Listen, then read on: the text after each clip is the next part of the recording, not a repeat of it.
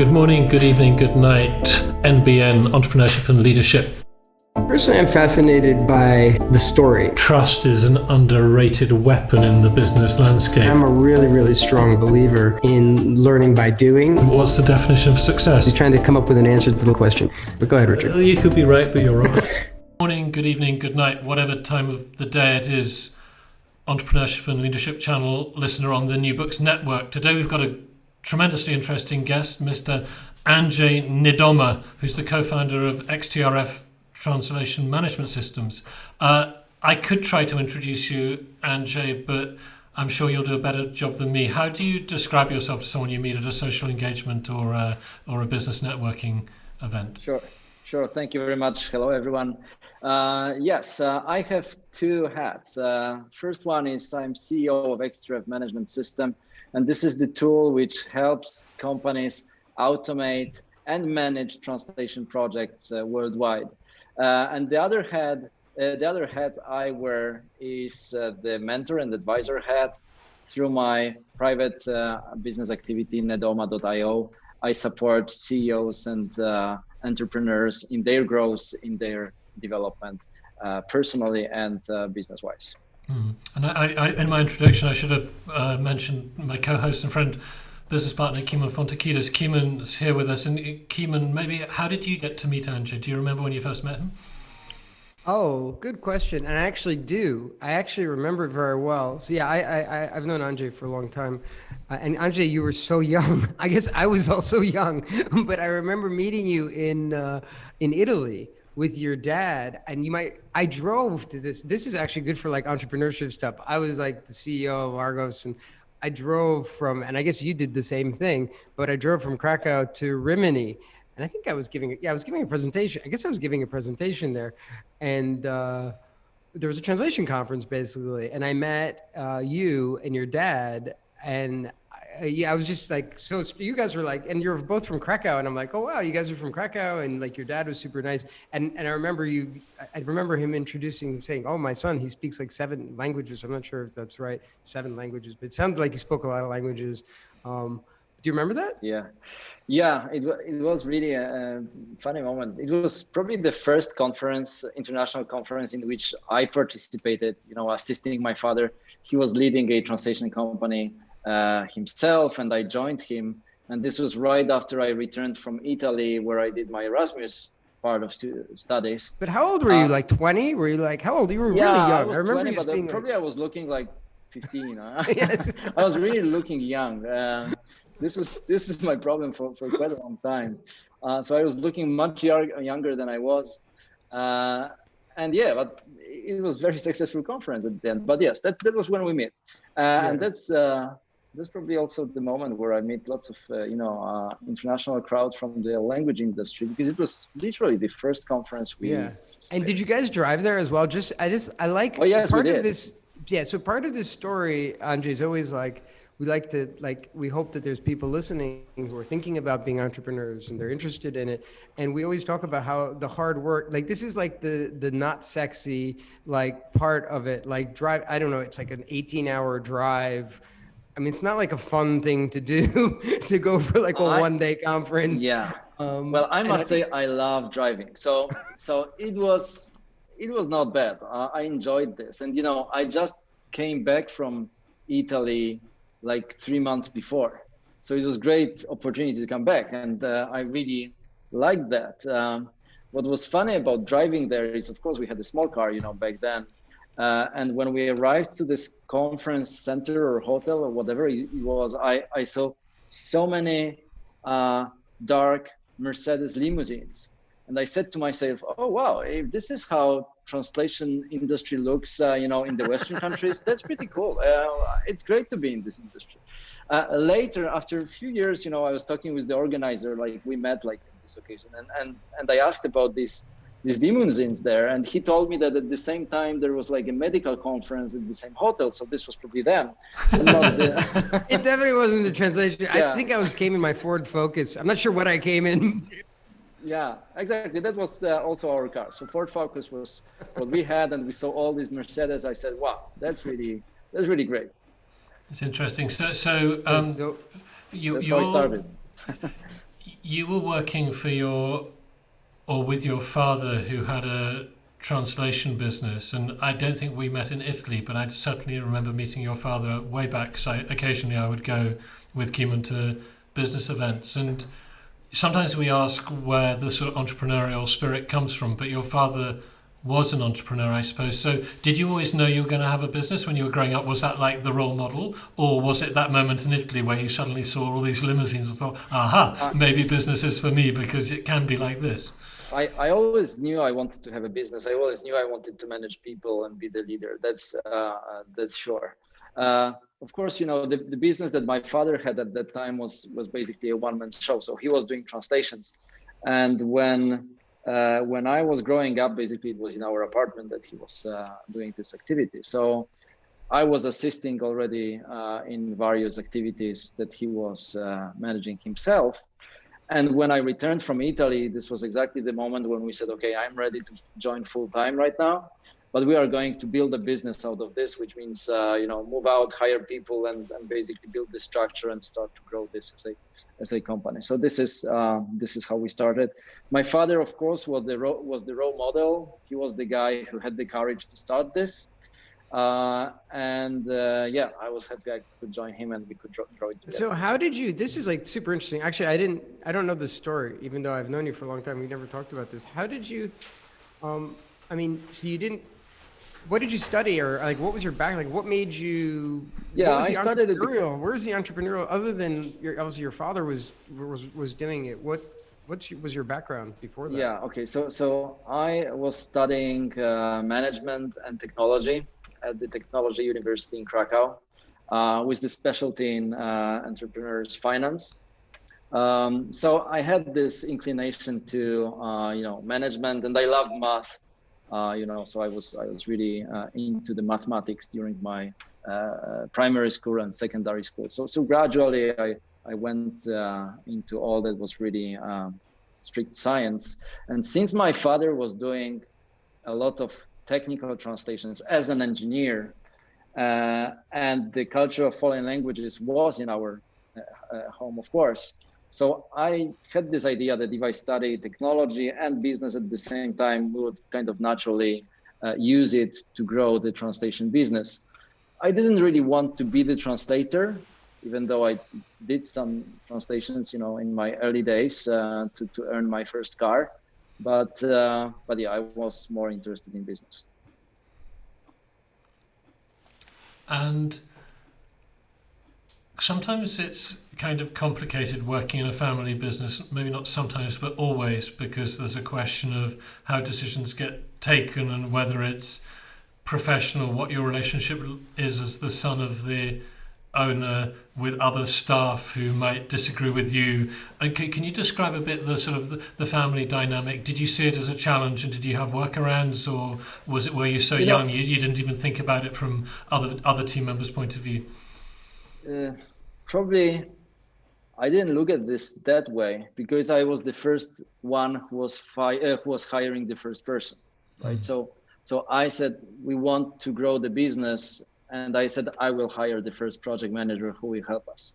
And then I was managing the production team, working as a project manager with them at the same time, but growing the production team as well as their head of production. So I was basically involved in building the team from the very beginning. So even though I was young and I was looking even younger, I didn't really have a problem to say, okay, this is the team that I'm right, managing. You weren't brought into daddy's business, and this is the nepotism. Yeah, this is my son. That was not my case. You built it with him. But what's interesting for me, and I still can't wrap my head around, is because you were young. I mean, so you had college, right? And I'll be curious if you felt like you got any preparation for running a business for university. Because you were all of a sudden doing real stuff. I mean, managing people and hiring people and probably having meetings and talking to clients. Yeah. And all of a sudden. So yeah. Now was the back? Like naturally, it was just like natural for you. You just knew how to do all that. Yeah, it probably was kind of natural, but of course I had to learn it, and sometimes the hard way. But yeah, I was reading a lot, trying to look for information, trying to look for inspiration. Um, by the way, meeting people like we did in Rimini, it was very eye-opening. There was one guy um, who later created together with us a RIA association, so Roberto Ganzerli. Sure, I know Roberto well. Super nice yeah, guy. so Roberto was manager of Arancio at that time, and or the owner of Arancio, the translation company from Italy. And I really liked speaking with him because he said, Andrew, if you want to see how my business is working, just come and see, join me in the office. And first of all, I realized that, wow, in the Western countries, business people are really open to share knowledge and to share experience. They are not afraid that we are kind of competing with them. They knew that they have their customers and that we have our customers. And by discussing, we can really learn from each other. Well, probably I learned much more from him than he did for me. But this was surely the guy that helped me a lot and showed me that, translation is a company. Translation business is a company, and this company is my product, so I should work on this company rather than in this company. He was the first guy who told me that, and I took it from there. But of course, there were lots of other inspirations, books, and whatever source of knowledge I could get. Yeah, I think there's a lesson here of whatever sector you're in, whatever branch you're in. Finding yourself good role models and mentors, and maybe not role models because you don't necessarily copy the people you learn from, but at least you've got a point of reference. And very often it is surprising how many people are willing to share what they know. It makes someone feel useful and valuable if they're a previous generation and they can pass on their way of doing things. So not everyone will be open, and maybe people say no, but asking people to become your kind of mentor and to help you can be incredibly valuable. So you learned a lot from that. Did you have other role models of the type you said when you were a teenager you wanted to be a leader and you knew you wanted to have a business? Did you have people from the media, like sort of Steve Jobs type people who you looked up to? Were there any particular people you felt that would, if I was that person, then I would be successful? Yeah, I was looking at many of them, and probably I don't really have the memory of anyone particular from the past. Of course, Steve Jobs would be like a natural, great example. But what really, the people who really marked me were the people that I met like a few years ago through podcasts or through books or YouTube, movies. Let me record the name here. Anthony Robbins will be probably the biggest influencer on myself. So the person that really shaped me somehow. But after Anthony Robbins, you've got Eric Thomas, you've got David Goggins, really fantastic guy, Jim Rohn. So people who are really very active in inspiring business people, motivating business people, giving them the power or the courage to take new challenges, to plan their life, to plan their activity. So there are lots of these types of people. But from 20 years ago, it would be hard for me to remind whom that was. But one thing I remember very well, I was really not happy with the status quo. I always wanted to do something. I wanted to grow. I wanted to do what I saw, from the Western countries, because we were traveling a lot, in fact, with my parents, and since I was very young. So it was great, and probably this would be, if I think about this right now, this would be really the big influence, as we were, traveling with our camping car, or however you call it, and we were traveling across Europe. I could see lots of interesting people who seemed so well off to me, so interesting, so educated, so well organized in life, in business, and I could see lots of them. Probably they were really pushing me to get there. I wanted to be like one of them. Interesting. So have you? I totally agree with that.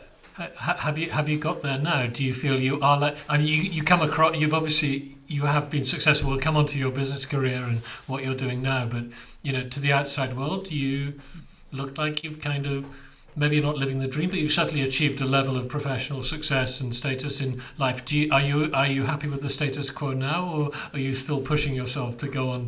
Now it's different thing, right? Of course, I'm happy where I am, but I see I can do much more. The motivation is different, right? But back then I didn't want to feel like I'm only from Poland. I just wanted to feel like I'm part of Europe. I'm part of the world.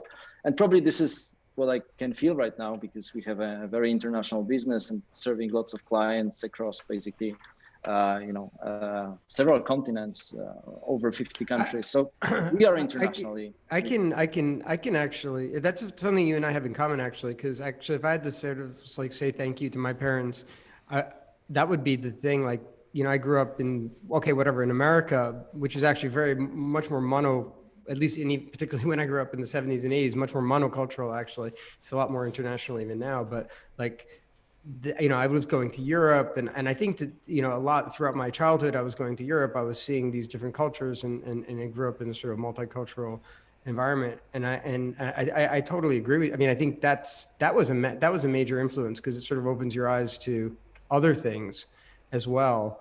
And particularly, and look, now we ended up, and if you see anybody in this industry, in the translation industry, they are very sort of like, they're mixed and they've lived in other places, and very often they're married to people from other countries, and they're not living in the country where they're from. And so I think there's definitely something to that. Yeah, exactly. So we got inspired by this multinational, surroundings, right? Atmosphere, culture around us. It was great. And of course, the more I could live it, the more I liked it. With languages, with tastes, with kitchen, with people. Also the opportunity of studying in Italy was eye-opening to me. I really felt like, wow, I have a big chance of doing something amazing. And when I arrived there, I have met so many students from all over the world. And they were saying, yeah, we are now in Italy, but before I was working in Kuwait, and then I go to China, and I was in Peru.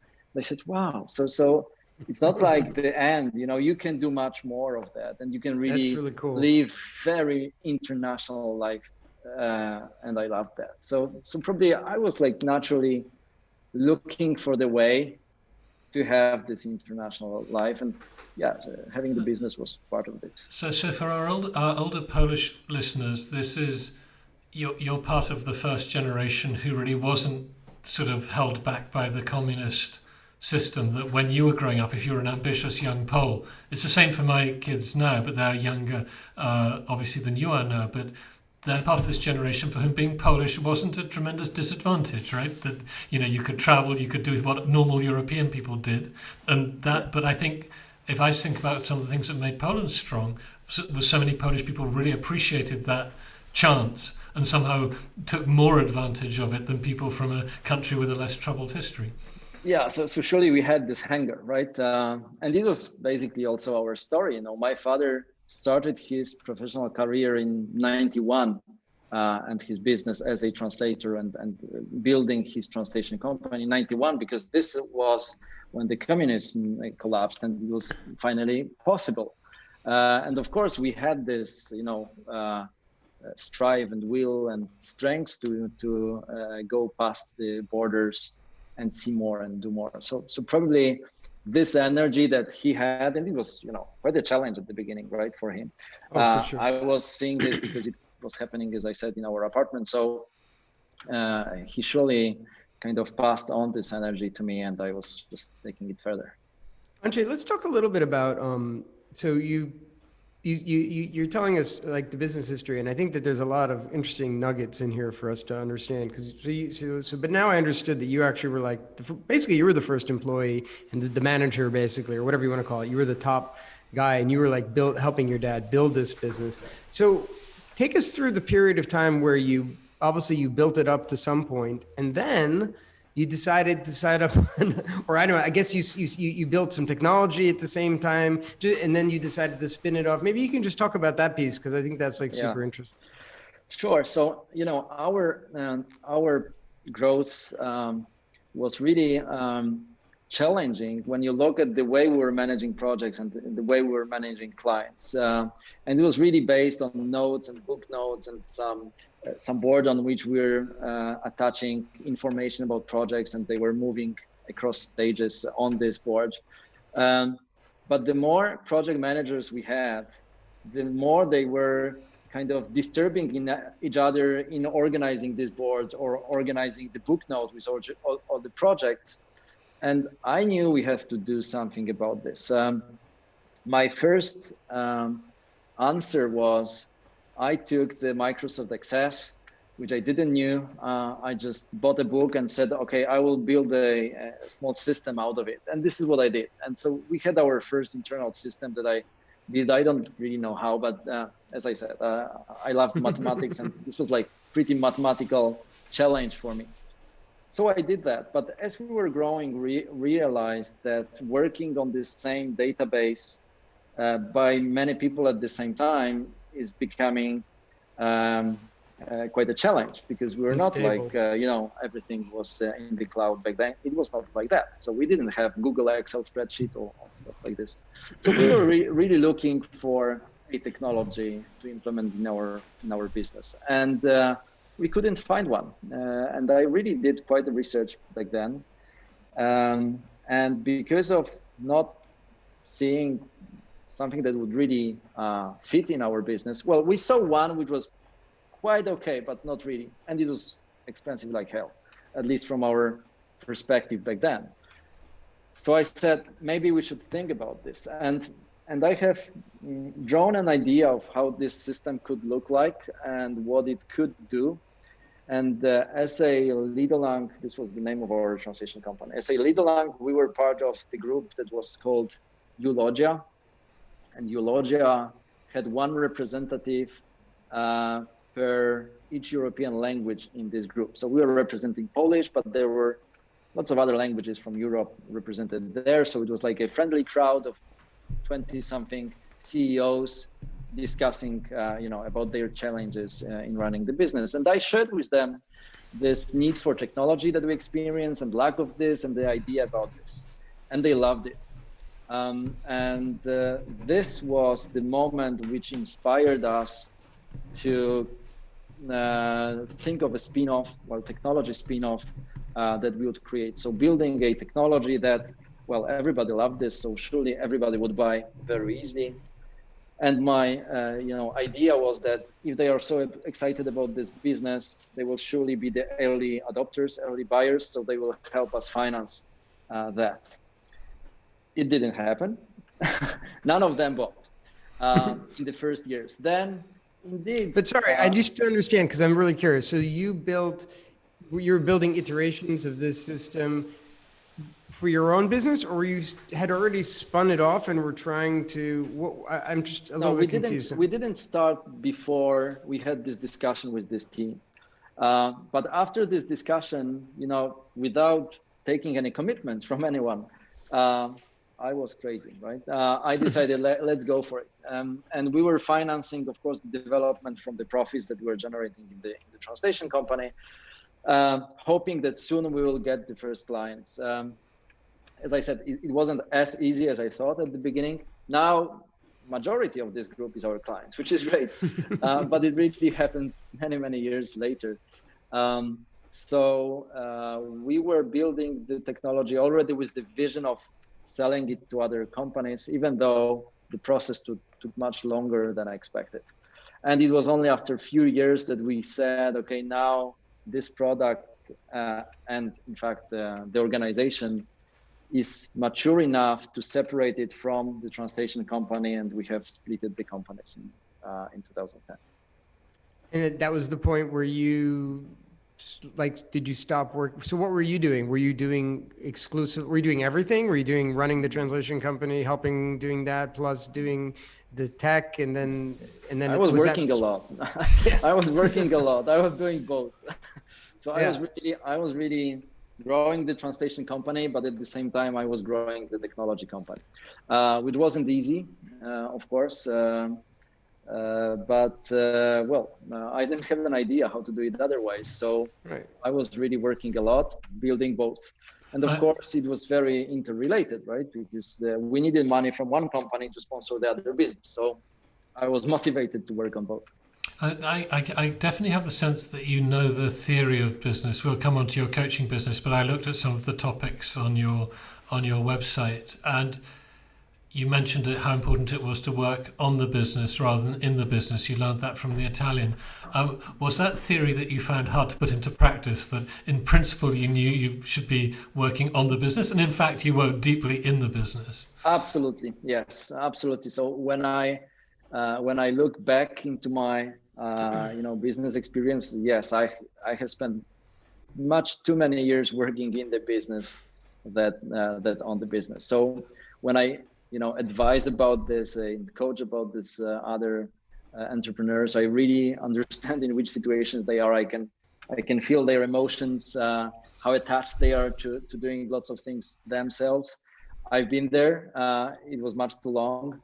So yes, I've had my lesson. Yeah, and well, thank you for the honesty. And on leadership, now you give advice and you write articles about how to be a leader. If you look back at how you were a leader back then, would you have done everything the same? What sort of leader were you, and what would you have done differently if you look at the kind of leader you were in both companies? Yeah, I like leading from the front, which means that I'm also, together with my people, feeling responsible for what we do in front of our clients.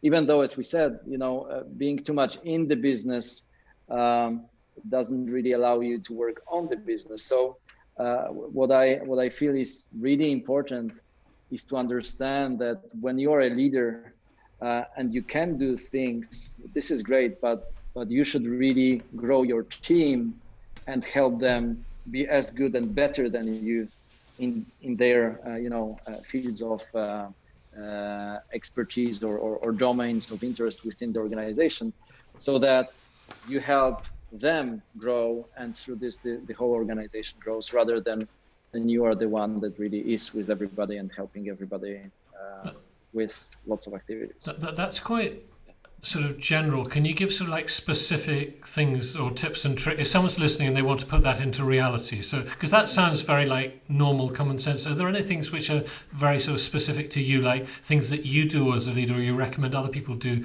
that bring that sort of bringing the best out of other people, finding people smarter than you into reality? Any lessons that people could learn? Practical advice? Yeah, I see it many times. For example, when managers promote people to leader roles, right? They are often afraid that they might not accept it, or they might not be up to the level, and they offer their help. And I tell them, no, rather, if you are hiring someone to manage a team or to be the team lead or director or manager, ask them how they want to build this area of your organization. Put the responsibility on their shoulders.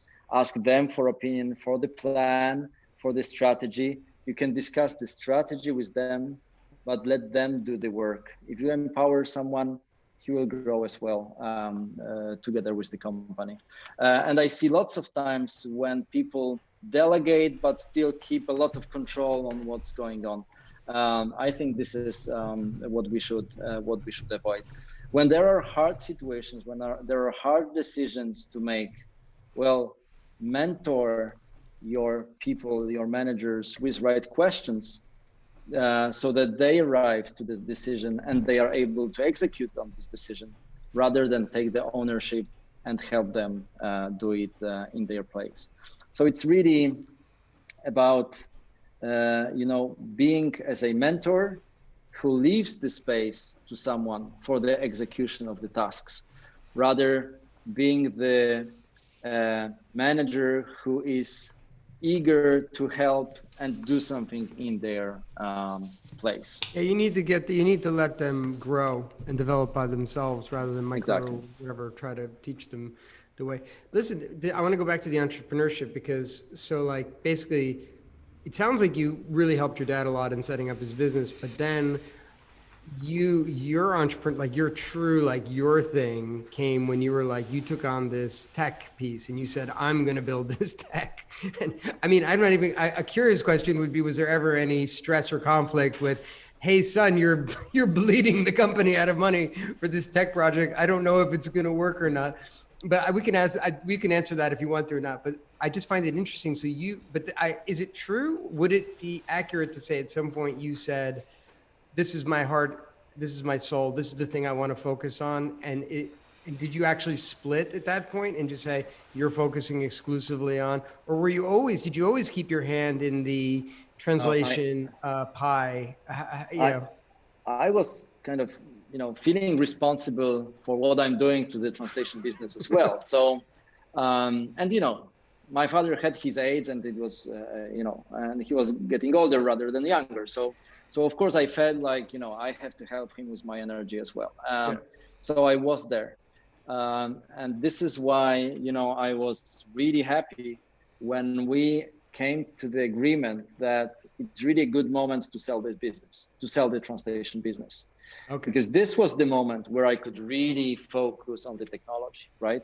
Because otherwise I was really working a lot, maybe over hours. Okay, so you were really doing, I see, as I said, I don't know your story. So you were basically running both of these companies, pretty much. I was heavily involved for a long time. But as we were growing and I was probably more mature in my way of understanding management, leadership, and business in general, we really came to a very nice structure in the translation company. So I could really move to the top level position, who is much less engaged in the operations, or not at all engaged in the daily operations, but really focusing on the strategic aspects and the growth aspects of the whole company, which means I wasn't really, stopping the execution of anything during the day if I'm not there or I'm busy with other things. So the company, because it was growing and developing this structure and really professionalizing the way it was operating, was also at the same time getting more and more ready to be bought or to be sold, which was a good thing because this is where we arrived at the end. And this was also one of my goals. Okay. So you end up, so basically, can you just give us what year, what are we talking about now? When did that happen? When did you finally get? Yeah, we sold the translation business in 2016, so 5 years ago. Okay, but at which point did you, and then at which point did you split? You split the companies well before that, right? Yeah, in 2010, yeah. Okay, and then at which point did you go and start to get VC money? Was that before? Yeah, so this was the moment where my orientation had to be really much more on one side than the other side. Where in 2014, we got the VC in the technology business. We got the VC investment. Of course, I had to dedicate, basically my full working day to XTRF, and what I was doing for the translation business could be on top of that, but it couldn't really, hamper or somehow put in danger any operations that I was leading in XTRF. Sorry. Go ahead. I was just saying, can you just say a few words about the process of selling the business? That we want to focus more on your current business, but roughly how big was the translation business when you sold it? And are there any things that, again, you could share? It could be just like a funny story about, the process of selling a company is quite a personal thing, right? It's your baby. You build it with your dad, and just like anything you'd like to share about that story that people might not hear from someone who hadn't done it.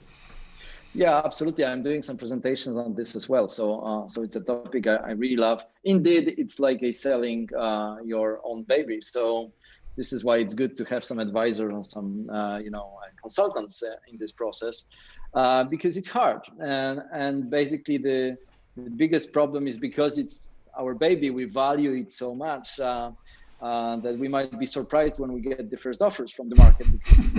The market doesn't. My baby? My baby's ugly? Yeah, exactly.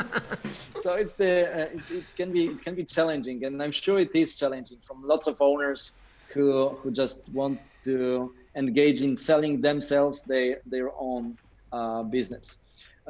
Especially that, you know, the buyer has some strategy and some story about why he wants to buy this business, and how they attach value to this business can be really very different, right? It can be because they want to buy customers, because they want to buy technology, because they want to buy people, they want to buy location, they want to buy the network, suppliers. Well, it can be lots of things.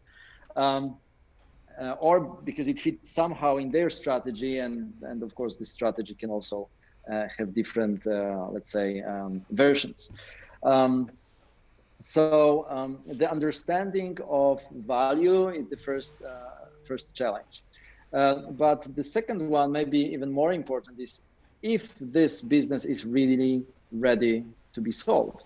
Because quite often we see entrepreneurs who are still in the heart of the operations, who are still in the heart of the business, or maybe the business is small, so the structure is really very heavily depending on the founder, on the owner. So in that case, selling this business can also be the challenge. So when we think about selling the business, first it's really preparing the organization so that you are kind of redundant, so that you can really leave it and put other owner or other top manager on top of this, and the business will be still running. And then when we talk about the question of pricing, well, you also have to understand how the price is built, or the value of the company is built, and it can be attached to different parameters, different KPIs, so-called key performance indicators.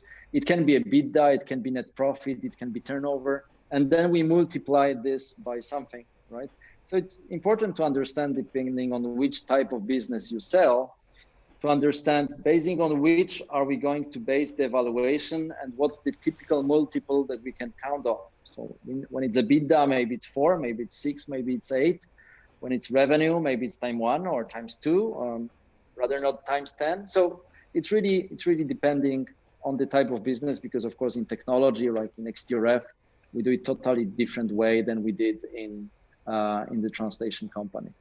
And then the process is pretty straightforward, but still, because of this emotional aspect, it really calls for a good consultant. First, of course, you build the story, why you want to sell and what value you see in your business for potential buyers, and why would they be interested in buying this. And basing on this, you can build a long list of potential buyers. To engage in discussions with this long list of potential buyers, you typically send to them what's called a teaser, like a very short document, very short description, presenting your company in very key Sorry to interrupt, Andrzej. I'm just curious. Did you guys use a consultant when you sold the company? Did you have somebody that helped you? Yes. And that was valuable, and that was a valuable part of the. You felt like that was a valuable. Yeah, part. it was the first time I was selling the business, so we really didn't know how to do it. We were. Was it a Polish consultant, or was it someone from the industry, from the translation? It was Polish consultant, right? It was not from the industry. So it was more of a financial. What do you think about that? So what's your opinion about that? Is it better to get somebody that knows the translation, so like the industry that you're in, or is it okay to get a general? Today I would choose a different consultant. I would choose differently. I think someone from the industry could provide a lot of value, because of understanding the business very well and being able to present the value to the potential buyer in a much more accurate way. They speak the same language, basically. Exactly. Well, it's like selling anything. When you sell anything, you have to understand what is the buyer situation, what is his strategy, and what is he willing to achieve, right? And basing on this understanding, you can discuss what elements are needed in the product or service for him to achieve his goal, right? And in this case, this product or service is basically your company. So when you understand that, you really can emphasize on those elements which you discovered are important for the buyer.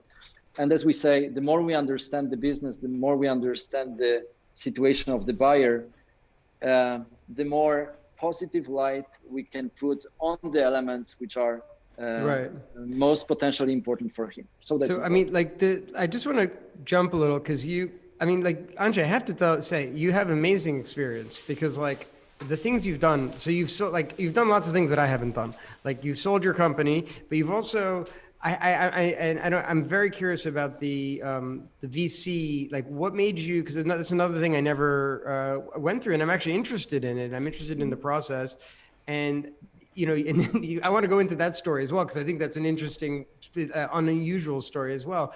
But let's just start at the beginning. So, like, I can't remember. You said like 2014 or whatever the year was. What was the initial? I mean, what was the reasoning behind deciding to go for VC? Because you were pretty, I mean, I don't know. I mean, maybe that was pretty standard. I mean, it was established business. I'm not sure. Was it for just growth? It was for what was the strategy there?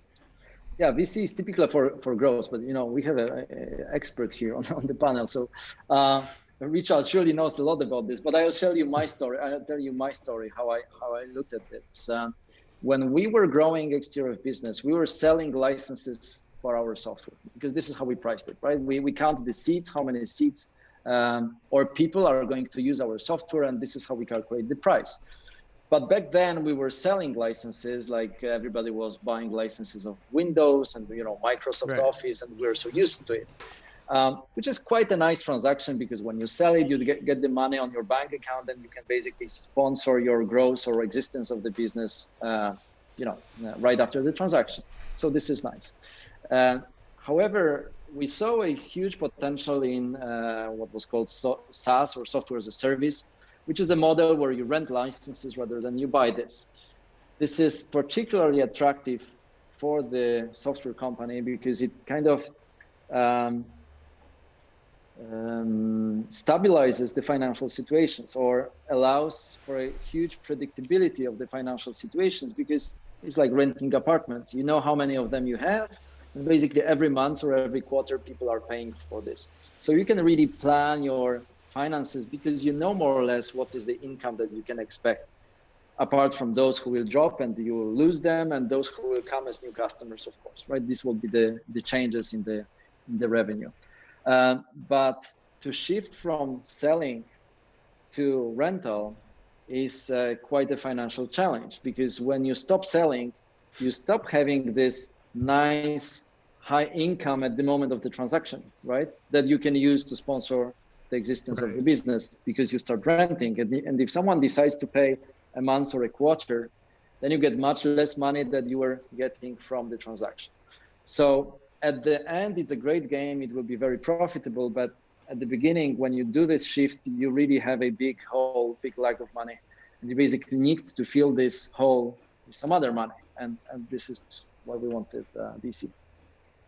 Okay, and then how was that? And then what? How long were you? And then, but with VC, then I guess there's expectations that you're going to do further rounds of investment, and then ultimately create an exit because those people are not investing if they're not intending to. So what was did you? I don't know the story. Did you do multiple rounds of investment or? Yeah, I don't want to share too much here of this story. It was quite a complex story, I must say. No, we did only 2 rounds with them, right? So So both of the rounds were guaranteed in the first contract, and we used the 2 rounds with the same investor. The concept was, of course, high growth and bringing with this money the company to the moment where we are profitable and financially independent.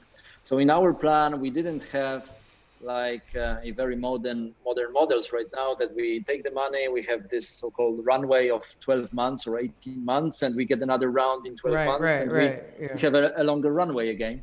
This wasn't the model in which we were in fact buying in. So we looked at this from a kind of different level of understanding, I would say, because the VC market was pretty young back then, and our understanding of this was also very young. And we were, by the way, the first investment of this VC company. So we're all young in this situation. This was Kinga's company. Kinga Stanis. Yeah, which probably was a huge learning for all of us, because we were learning how we should look as we were going, and as the business was running. Probably a much better assumption would be really to prepare the company for bringing more investors as the time was going by, but we did it the other way. So we brought the company to financial stability and financial independence, and we're continuing to grow on our own expenses and possibilities. Because I think what's incredible about that story, again, added to the list of things that I'll probably never do, was that then you managed to buy back. Because I don't think that's like the normal, like that's like it's such a, I think it's such a cool story. I mean, like, or whatever. I don't know that, again, I don't want you to, if there's any details that we are not allowed to know about, I'm not trying to ask for anything. I just think it's interesting. That's the only reason. It's a cool story. Absolutely. It's a cool story. Especially that, as we said, this VC market is pretty young in Poland, and probably lots of companies that got the VC investment didn't do as well as we did. So when we do the rankings and when we're looking at the rankings, there are lots of those who do not generate profit or do not even generate turnover. So, so the fact that we have managed to stabilize the company and grow the company and come to such a profitability, which allowed us to place an offer for buyout of our investors. It was fantastic. Well, this offer was accepted. So it was really fantastic that we could have not only realized our growth strategy, maybe less rapid or dynamic than we planned at the beginning, but still a very nice growth strategy. And at the same time, the VC have obtained a return on their investment, and this all ended well. I think it is fantastic. It's surely a great experience at the same time, and probably this is part of the reason why I get now the request, for advisory, for mentorship, because it really started when people got to know about this story, like selling the business, bringing investors in, buying out investors. This is it's crazy. Business, like what are the takeaways? And Richard, I don't want to be hogging the microphone here, but what are the takeaways from what are the takeaways like from that process? Like if you had to do it over again, like there must be like significant learning that you have from that piece, from that getting VC and then exiting the VC and that whole thing. What would you, or was there, maybe there's some details about the contract that I don't know. Maybe there's some things that. About the contract. We were even thinking about writing a book with my business partner about this, because there's really lots of things that when you sign this contract as a young entrepreneur, you don't think about. And then you realize as you go what certain things mean, or how they affect you or your business or your situation in the business. There is lots of good things and bad things, of course, in such contracts, and it's important to be aware of them as you go. But of course, each of the deals are different. Each of the situations are different. I think what's important is really to understand what is your strategy and what is the investor strategy, right? Agree on the model of scaling up, bringing new investors in, managing the company, so that you have more or less the common understanding of where you want to go. The more you can, understand of the interest of each of the parties, the more you can be aligned and form a good match and good partners. Because when you bring investors in, they become the partner no matter what they say. They are a financial investor or as we often hear, investor who offer wise money or something like this, clever money, whatever it is called, right? So not only money, but also advisory, also mentorship. They become partners and you will work together for many years.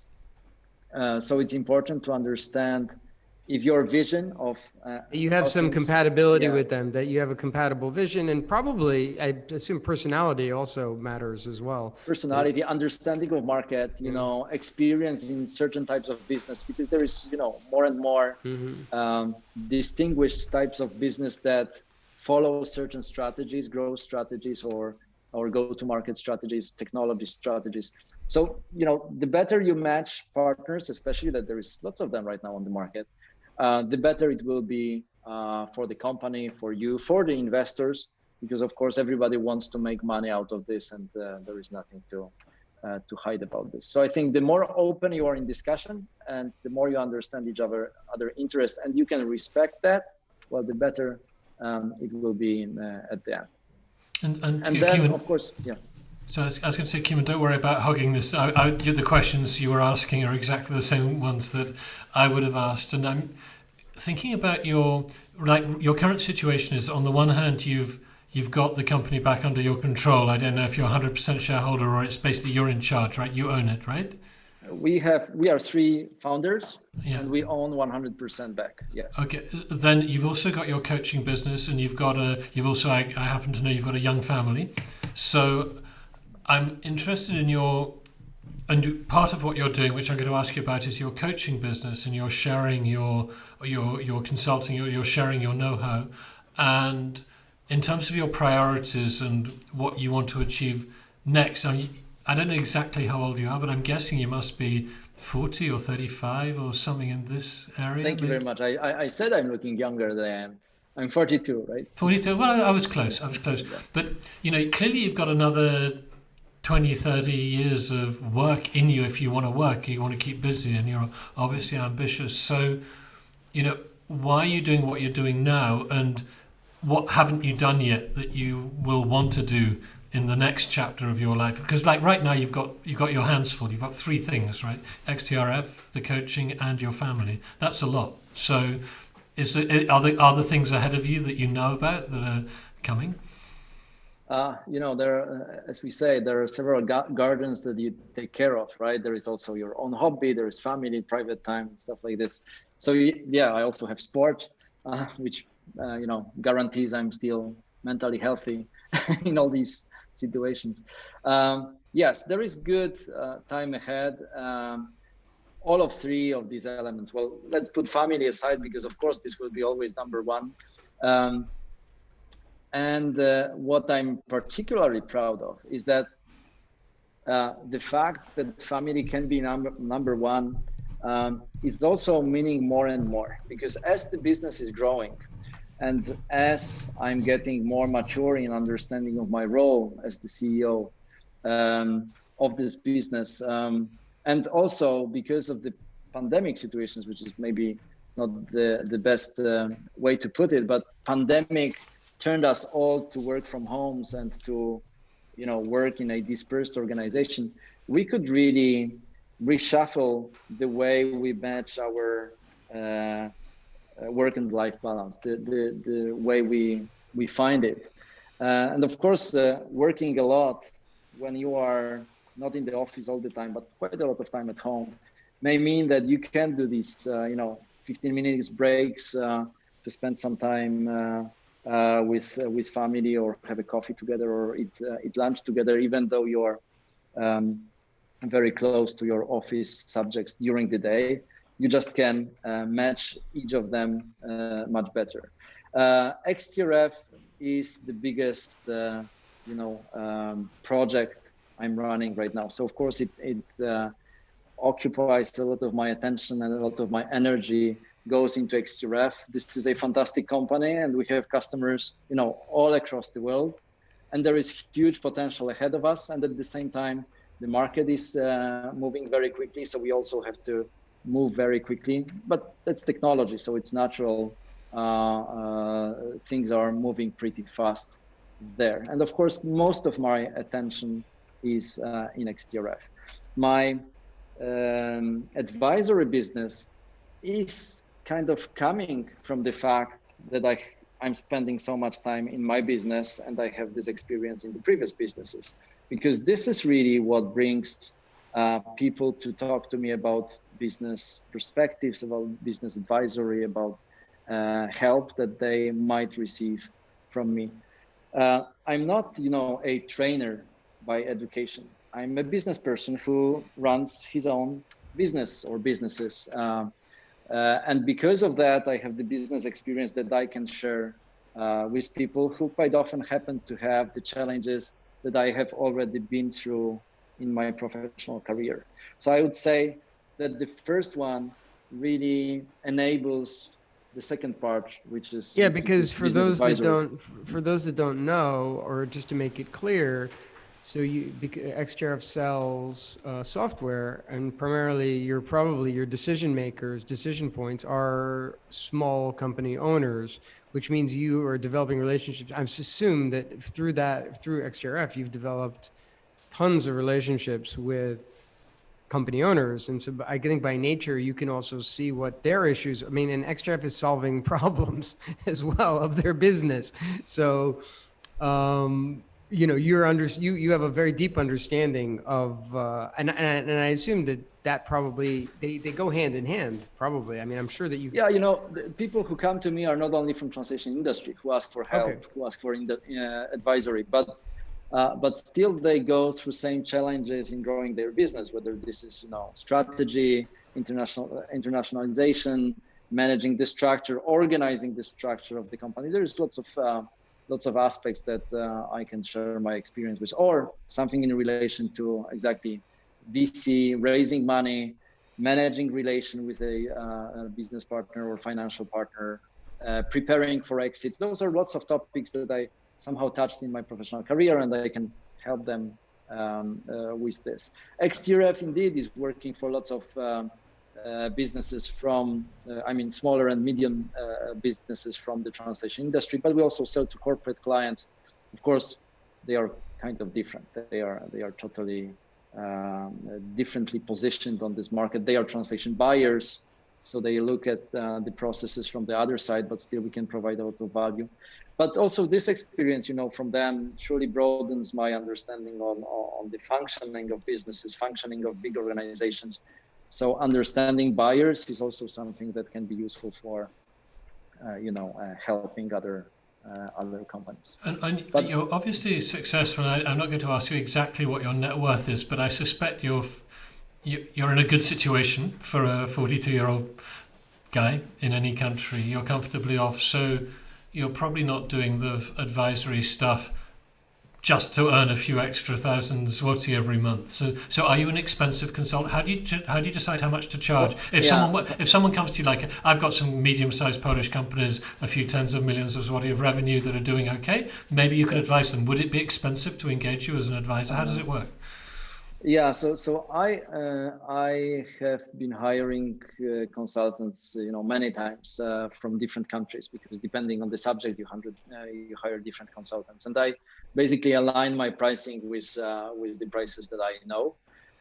If this is expensive, I think it's really great value for money, because the role that I have is we really concentrate during every session on business, not on the small talk, but really on the business. And we try to dig down to the bottom of the problem so that we can really take important decisions about the company through a very precise understanding of the situation, of the goal, and of the challenges or strategy of the person who is asking for help. So probably here my, mathematical mind and way of asking questions and being painfully precise is really what brings us with the customer to the core of the problem, and to the right solution at the end. Because if you define the problem well, you're halfway to find the solution as well.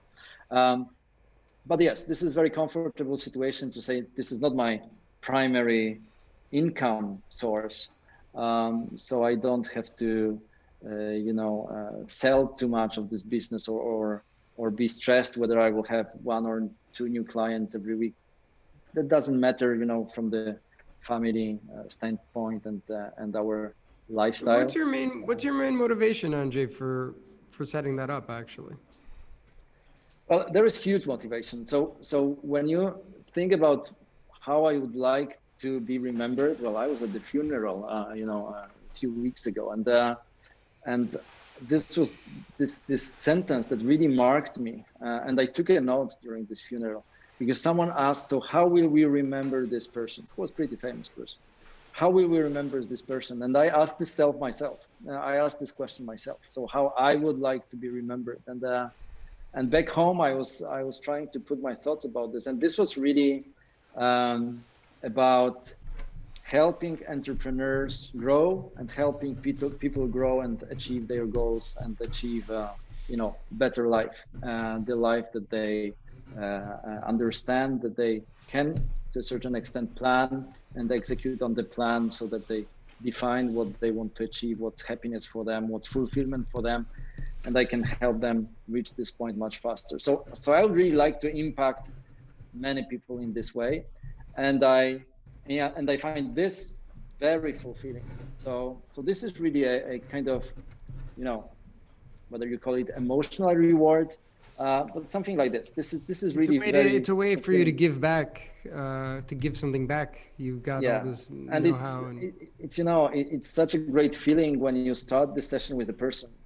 There is a set of problems, and you arrive to solutions, or you arrive to the situation or to the moment where the person really understands the problem is not there. It's something different. It was somewhere beyond, or a side of what was called to be. Did you ever get to the situation, Andrzej, where you're just like, just give me a share of your company, I'll help you, I want to work here, like I can, like did you ever want to get involved? Does it ever, I'd imagine that you could get emotionally, I don't know what kind of engagements you've had, how long they are and stuff like that, but I could imagine if with the longer engagement, you could almost get emotionally connected to their bit, like, because you get deeply involved, you get to know the person.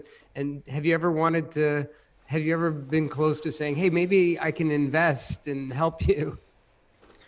Not yet. There are some great companies indeed that I could see that way. I'm investing in different things, but yeah, I could see this as a future.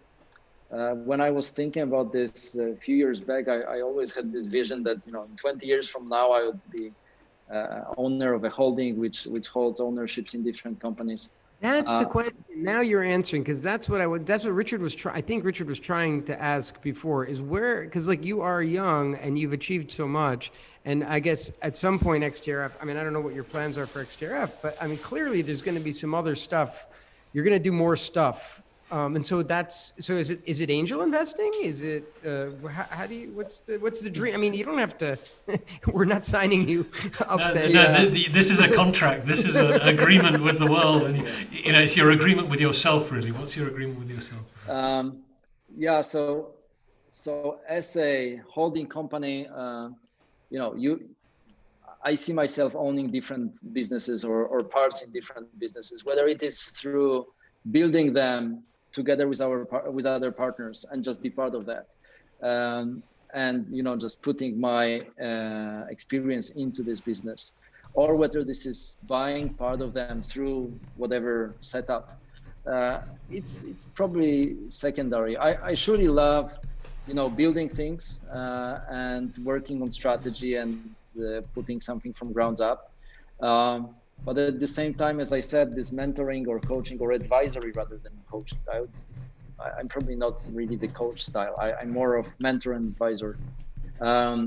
This is very much in line of this, organizing companies and helping other entrepreneurs grow. Whether I'm a part of this business or not, it's not that important. So to me, it glues together pretty nicely. Of course, it evolves over time. I still see lots of space, for development. As you said, probably I'm not in a bad situation personally, but still I have lots of examples of people who are doing great and who are motivating me. Like, Anthony Robbins, the person that I mentioned as a certain inspirator of my ideas. He's exactly doing this. He's really impacting thousands, if not millions of people. Well, I could see going into this direction. So this is what you want to do. You want to be Tony Robbins. That's the thought. That's it. Now we finally got it, Richard. We got Tony Robbins, for those who don't know, is one of the world's most famous motivational speakers, and he's given a wonderful TED talk, The Why Guy, and he's got an amazing voice, and he does lots of work for charity, and he's very successful. And so this is you'll be filling the Tower and Arena. That's the largest stadium in Krakow. You'll be on the stage with tens of thousands of people cheering your name. I want it to be international, so it's not big enough. The Tower and Arena. Wembley. Wembley, the Shea Stadium. Yeah, I'll show my age if I say you'll be following Mick Jagger or the Rolling Stones, but someone very famous will come, and then it will be you who's even more famous. No, but that's really cool, Andrzej. That's really cool. It's really cool. It's good to dream high. No, absolutely. Yeah. And I wanted to ask about, one thing, I've ended up investing in businesses, going into business with people who've been on the podcast. I'm just going to put it out there. Maybe one day we can have a business together. Who knows? It's like, put me on your list of potential people if you come up with an interesting idea. Because I love the idea of people who are in different communities, different spaces, meeting different people who are smart, who spot ideas, and it's obviously about the people and the idea. It's not as simple as just you. It's the thing as well, of course. Yeah, and that's also something that I have learned over the years. So it's like I'm often asked, how can I do so many things apart from XTRF? Well, I'm trying really to build teams and empower my directors and managers to do their thing. And here we come again to the leadership and my leader style. I would really want to mentor them to be great directors, because it will surely, empower the whole company to grow much faster than I could do myself. And at the same time, of course, I can spend part of my time to other ideas. So something that will challenge me as well. And are you a competitive person? Did you have brothers and sisters like to win? Did you, if you're playing games with your kids, do you anticipate? What? I'm very competitive. Yes, I have a sister. Probably I wasn't really competing with her, but yes, I was competitive since school. As I said, the mathematical was my thing. Mathematics was my thing, and since I wasn't really good in Polish language, what a funny thing that then I was doing translations into Polish, but I wasn't really feeling too strong in Polish. I never could predict whether what I'm saying or writing as an essay is good or wrong. So I didn't like that. It wasn't precise enough. So I said that if I need to pass an exam to get to the secondary school or to get to the good, university, that's a big risk. So how can I do not passing the exams? And I said, well, if I'm good in a certain, how you call it? Subjects. Subjects, but then you have subject competitions, right? The Olympics. You're not talking about the Olympics. The Olympics. Yeah. So if I'm good there, then I'm allowed not to take the exam, and this was my plan. So this is what I did with mathematics in 6th, 7th, and 8th grade, and through being the 5th in the south of Poland, I was admitted to the secondary school without exam, and I did the same to enter the university. That's entrepreneurial, right there. I mean, it was like you found a loophole to a payback for your investment of time and energy. And by the way, for those listening, this is something that I know well in Poland. That Poland has this system called the Olimpiada, the School Olympics, where there are really big prizes in terms of getting into the school you want or the university you want without exams. So you substitute one exam for another, and the Olympics. And I know people who are like top in Cambridge University in the UK, working at Google, who went through this system, and they say it's not entirely healthy, the culture it creates. There's a negative side to this competition as well as a positive side, but it's a big feature of Polish education to this day, this Olympic system, and you're a beneficiary of this, I suppose. Yeah, that was my tactics to avoid a Polish exam, right? Yeah, so it was funny because at my 7th grade, which was my before last year at primary school, I was already 22nd in south of Poland. which basically allowed me to be dismissed from the math exam. And I said, well, I'm good at math, so I don't care for math. I want to be dismissed from the Polish exam. So I knew that if I'm in top 10 or top 15, I'm done. So that's why in year 8, I did again the concourse, the Olympiada, and I was 5th. And I did the same in secondary school to get to the university, by the way. So yeah, I'm pretty competitive. And today this means running Ironman triathlons to me. So I do this as well. That's competitive mostly with yourself though, right? I mean, in terms of trying to beat your own, I mean, I know you're competing against other people, but isn't it somehow... Yeah, are you the toughest Ironman? Like in the ranking of Ironman, you're the purest Iron. No, I'm not. I'm surely not. But yes, it is about competing with yourself. But I think this is the healthier way of looking at life, business, and everything. Because I was looking and comparing myself to other business people for many years. And you can really get upset because there is so many of them who are ahead of you, and there is so many of them who are much better, that it can bring you down actually if you always compare yourself to someone who is ahead. So it's great to be motivated and find mentors there or good examples there, but it's the best to compare yourself to yourself from last year or from yourself from yesterday, and then you can see the progress, and this can I totally agree. Yeah. I totally agree that it's that really we shouldn't be benchmarking. And there's a huge problem. Richard and I laugh about this often. Like, why, like billionaires, like what motivates them? Is it that they're looking at the billionaires list and they've dropped 3 slots down on the, like, if that's what's motivating people, it's a screwed up world. Yeah. I mean, that shouldn't be. It's really bad. And as Tony Robbins put it, my hero, he always says, you can find fulfillment in life if you do the progress in whatever area you define. But progress is the condition for fulfillment, whether it is in business or private life. And there's a tremendously important lesson for anyone listening, because often when people go into business, obviously, let's say one of the benchmarks of business success is profit and money. There's no question. And to a business that doesn't make a profit isn't a business, it's a hobby. But if you're going into business and you're competitive, you're never going to be the richest guy or the richest woman. There's always going to be, obviously you might be Warren Buffett or Bill Gates, but realistically that's not going to happen. So you're never going to be happy if you're aiming to be the richest. So figure out why you wanted that money and whether it was freedom with your time or whether it was showing your school friends that you hated that you're more successful than them, whatever it is you have. I see you grinning at that. How do your school friends look at you? Are they surprised that you're doing as well as you're doing, or did they always know you were the rock star? I don't really feel like a rock star. I told you, I was feeling down for many years. Because I was hearing for many years that I'm not doing good. So from who are you hearing that from? I really had to do this exercise on myself to find the right motivation, find the right balance in comparison. I don't know how people look at me. Probably they think I'm successful. I still find there is lots of things I could do and should do.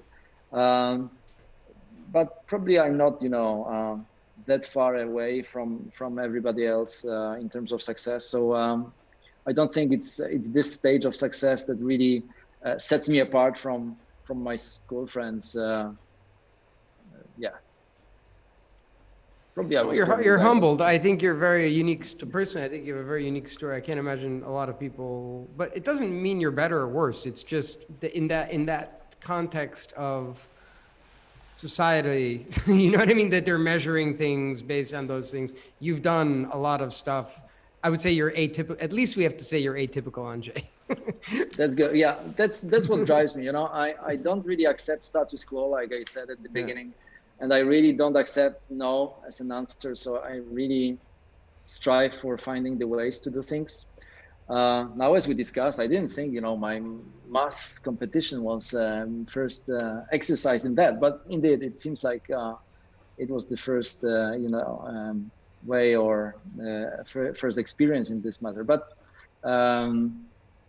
but yeah, I may be atypical in saying I don't accept certain things. I want different solutions. I want different lifestyle, and that's what I'm after, the lifestyle, right? Not only money, but the lifestyle. And what about your children? Because they're going to grow up in a very different home than you grew up in. Are you worried about the impact it'll have on their motivation to be in a sort of, maybe not fabulously wealthy, but an affluent household? Have you got plans for how to deal with that? Because that's quite an issue in Poland. I think there are different motivations to work, right? Sometimes I was asked, why do you work? Why would you work when you sell a company, right? And one of the answers can be, well, because you want to show to your children that work has a certain value and work ethics has a certain value, and also the way you present work and basically how you deliver value to the marketplace, which is to other people, and how you help them solve problems through your work. Well, I think this is a good education. This is what I would like them to understand, right? So staying humble, and then at the same time staying pretty precise about what we have learned in life and how this life functions, I think it can really help them a lot. Of course, the condition for them to go to the right way is they respect all the people, they understand the value of money, the value of work and everything. But I think this is what we really teach by example. So that's what makes me wake up as well and go to work and do the good work and provide the value in the right way to the marketplace. Like we say, business is solving people's problems at profit. And if you do it with respect to your personal values, then it's really a success story, right? So if you can teach this to children, I think that's great. Awesome. Richard, any final questions? I think in a moment we're getting towards the end, but there's a question usually Kimon asks. I thought he was going to ask it, which is about the role of luck in your life and whether you think you're a lucky person or how much of what you've achieved. And independently of whether you're very successful, I think you're being humble and modest and not exaggerating, but in my eyes, you've certainly achieved a lot. Was that due more to luck, or is it actually something you had a lot of control over? I think you have to help luck, right? You need to not accept lots of answers to get to the lucky answer, right? Which you can call luck. Of course, there is surely a certain element that we could call luck because some things happen and we don't really know how come it happened or how come we arrived to this place.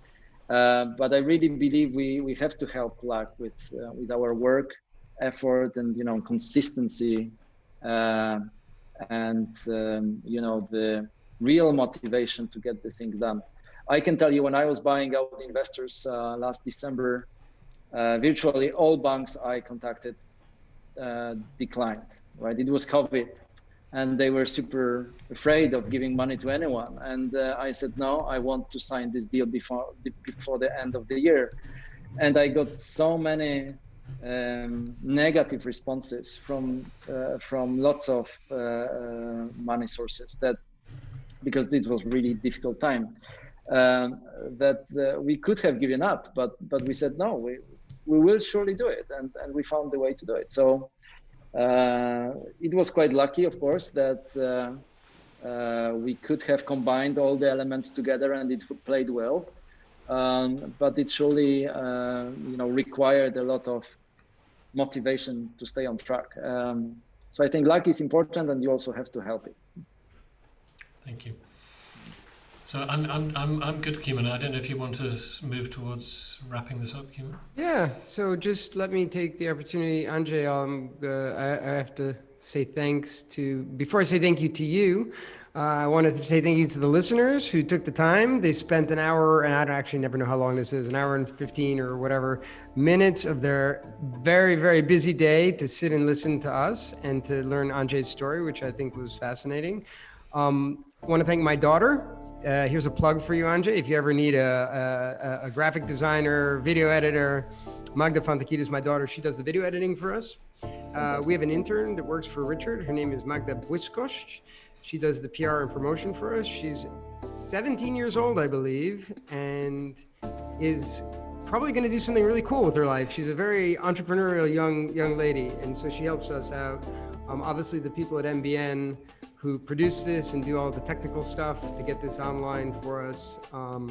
So if you enjoyed this, please subscribe at MBN, YouTube, or wherever you listen to podcasts. And obviously, if you liked it, please comment, like, love, share, or whatever you can do in social media to support us. And obviously, Andrzej, thank you. Like, I've known you for many years, and I learned a lot. I learned a lot about you. I mean, and I'm really am fascinated. I think you have a really interesting story, and like you have all this incredibly cool experience, and you're still so young. And I wouldn't be surprised if you're the next Tony Robbins, to be perfectly honest with you. I mean, the way you're going. So thanks you very much. Thank you for the invitation. Thank you, Richard. Thank you, Kimon.